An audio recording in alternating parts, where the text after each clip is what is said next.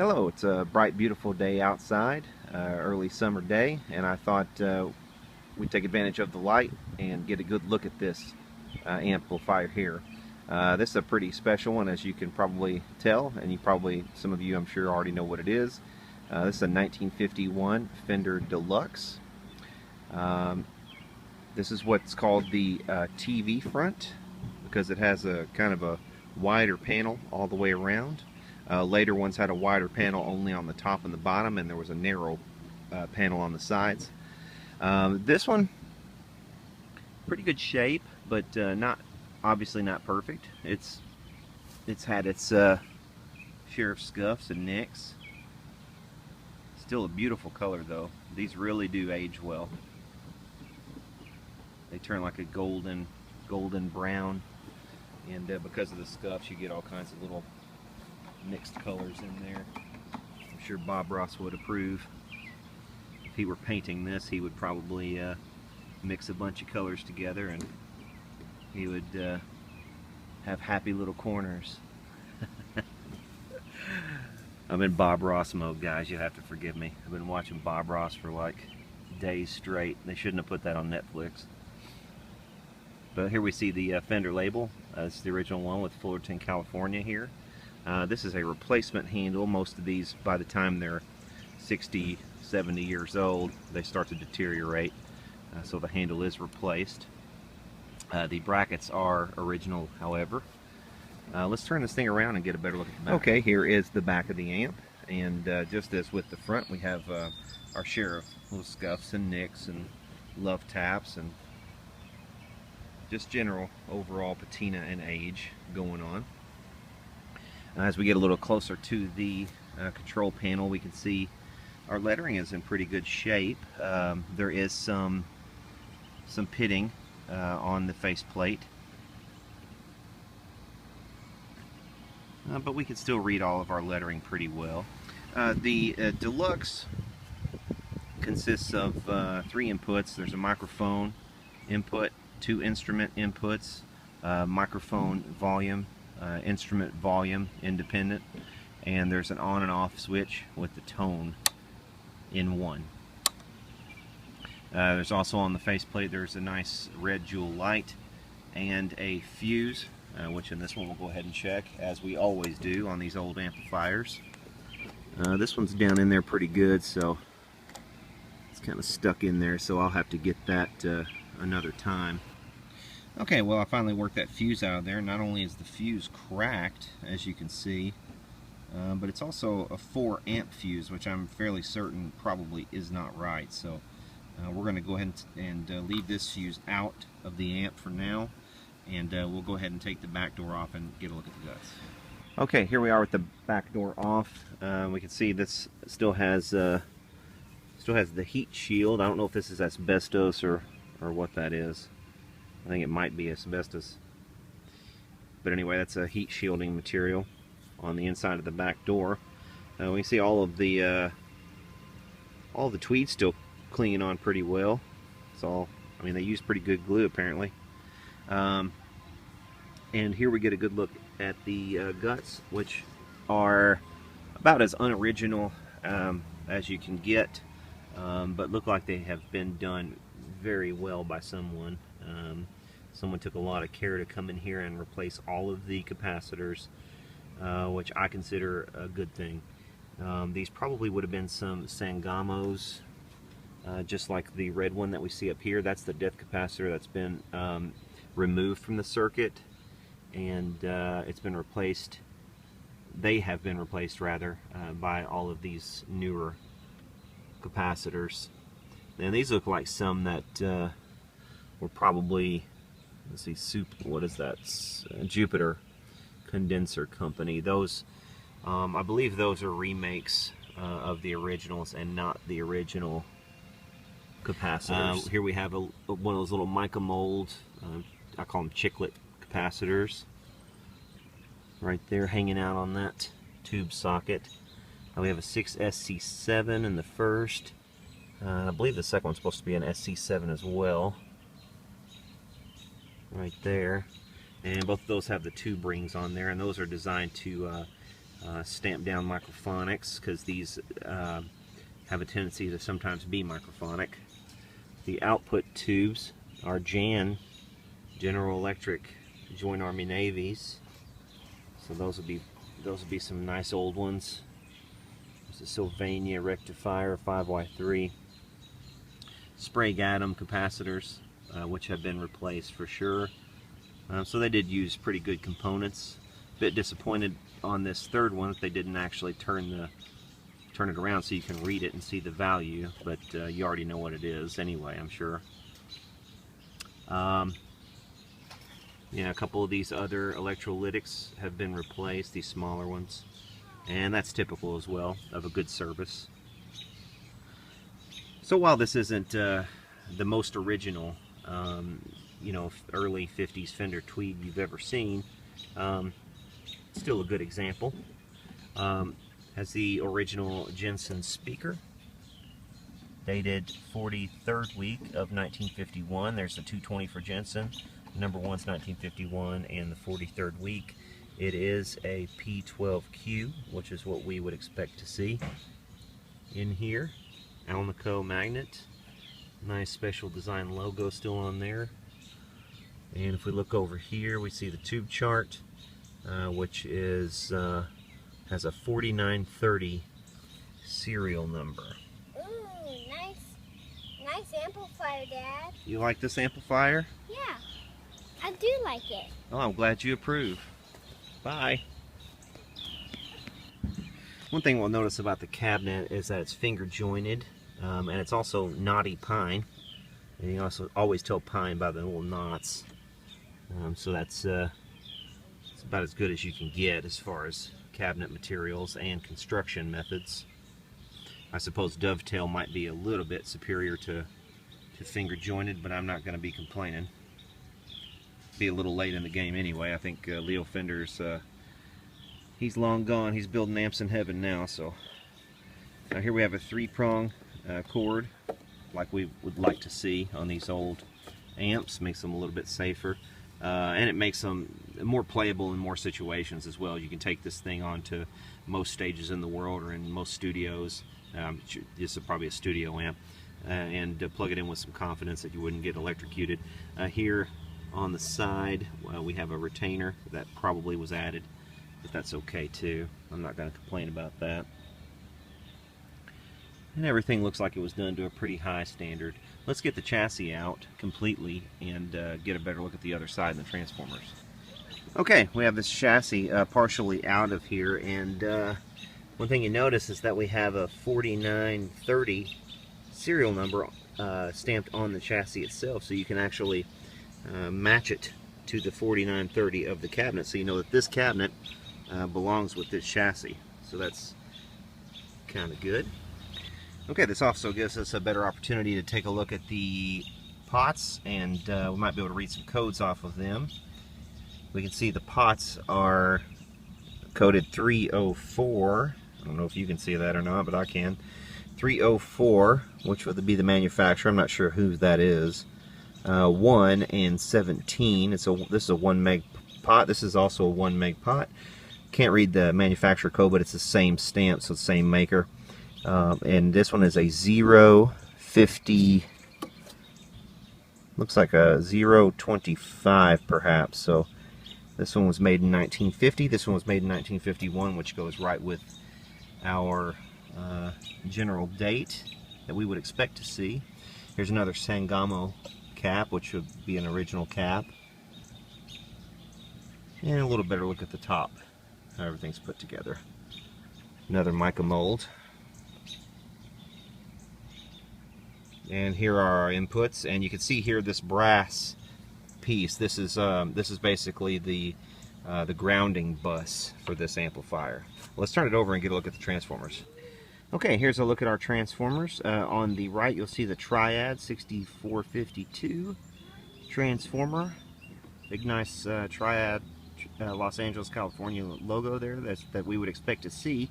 This one, the output, however, it is a 606 315. So this is a replacement transformer.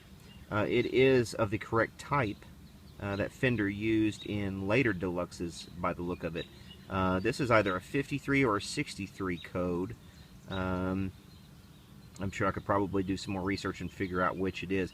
I think now that I remember, the previous owner did say this was supposed to be from a 53. I'm not sure on that, but this is what Fender was using also. They used these on their outputs and in all of their later amps as well. So, you know, while it's not original, it's what Fender would have used. So, not the end of the world. It's not original, but it is what it is.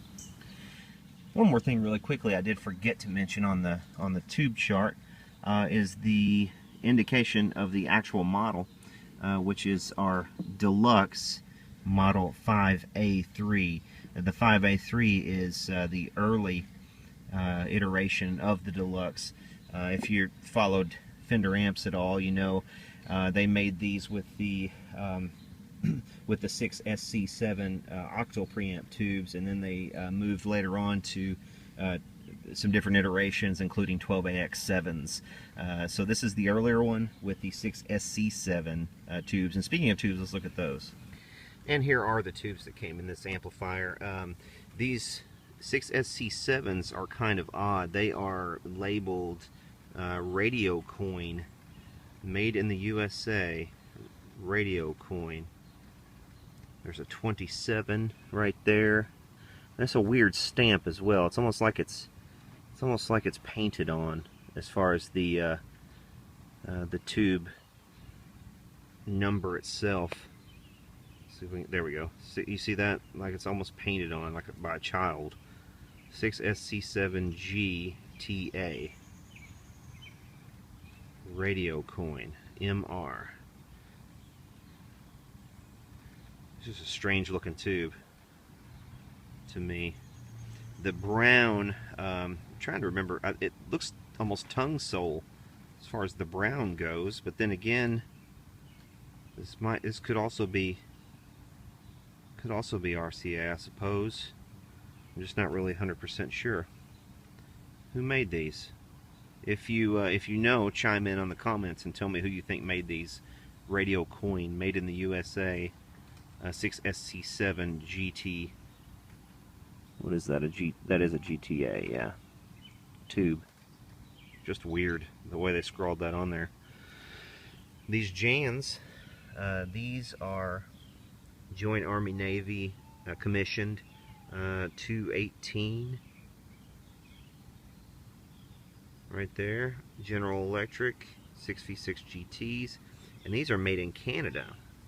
So these are made at the General, it looks to me like made in Canada, labeled General Electric, stamped Jan, but they look to me like they're RCA. So that I think this is a Canadian RCA, stamped General Electric for the Army and Navy, which is strange. Just strange. I don't think I've ever seen a made in Canada. This tube is like a serious mutt. I mean, the U.S. government was ordering tubes from Canada? Okay. And this other one is a match. They're exact. Exact match. Same thing, made in Canada. Jan CL 6V6 GT. So, yeah. Just a strange thing. The Sylvania is just your run-of-the-mill Sylvania 5Y3. Good tubes, good sturdy, hardy tubes. These just almost never go bad. But yeah, there it is for the tubes. So we got some strange Radio Coin 6SCs, and we've got some just strange Canadian-made Jan General Electrics, which look like they're made by RCA in Canada. So just a strange mix of tubes, but hey, they sound golden. So speaking of the way they sound, we're gonna get into that in a little bit, but let's first look at a schematic for this amplifier, the 5A3. Okay, if you search the internet for a Fender Deluxe 5A3 schematic, this is what you will find most likely. And the thing you'll notice right off the bat about this schematic is that it's been modified. Someone has come in here and typed in, first of all, a 6SL7 in the phase inverter instead of the 6SC7. They've also designated this cap with some annotations here, and this 5A3 is in a typeface that's obviously not original as well. So this schematic was clearly modified from a later schematic, probably like a 5B3 or something. But this is what's I find dubious, the 6SL7 in this second position, because the tube chart on our example of the Deluxe 5A3 clearly stated there are two 6SC7s. And if we look at a 6SL7 data sheet, this is the 6SL7. If we notice over here, let's look at our basing diagram, and this is the General Electric's data sheet. But if we look at just the basing diagram, we'll see here that there are indeed two independent cathodes, one on pin 3 and the other on pin 6. But if we go to the 6SC7 data sheet, we will see that the 6SC7 has only one shared cathode on pin 6, and pin 3 is actually grid 1. So a 6SC7 and a 6SL7, although they have very, very similar characteristics of an identical amplification factor of 70. We look down here. Here's the amplification factor for the SL7. Here's the amplification factor for the SC, and they are identical. So other than, I mean, they're pretty much identical in characteristics, but I guess maybe later versions of a 5A3 had a 6SL7, perhaps, in the, that's some crap I was reading about it. Maybe had a 6SL7 in the phase inverter. I don't know. At any rate, it wouldn't necessarily have to be a 6SL7 because we have a shared cathode biasing here, apparently. So it could just as easily be a 6SC7. So why they would change that, I have no idea. Other than maybe tube availability. Not even sure why Fender would choose to do that. But at any rate, in our example, we clearly have two 6SC7s and not a 6SL7 in our phase inverter. So yeah, very weird. First of all, it's weird that with a Fender that we don't have like a million schematics of the 5A3. I would have assumed that, you know, the 5A3 Deluxe would have had a 1,000,001 schematics out there. And secondly, it's just odd that we have an example of this amp that does not appear to match this schematic. So your guess is as good as mine. You chime in the comments and give your opinions as to what you think is happening there, and which one is the original one or whatever. And if somebody has a link to a 5A3 schematic, so I don't have to go about drawing one out from my example, please do post that in the comments. But let's go ahead and give this thing a listen, regardless of what phase inverter we have in here. It's a great sounding amplifier. All right, we're finally ready to test out the tone of this Bad Man Majama, and we're going to use a 52 Tele reissue just to check it out. And first we'll be going through the instrument channel.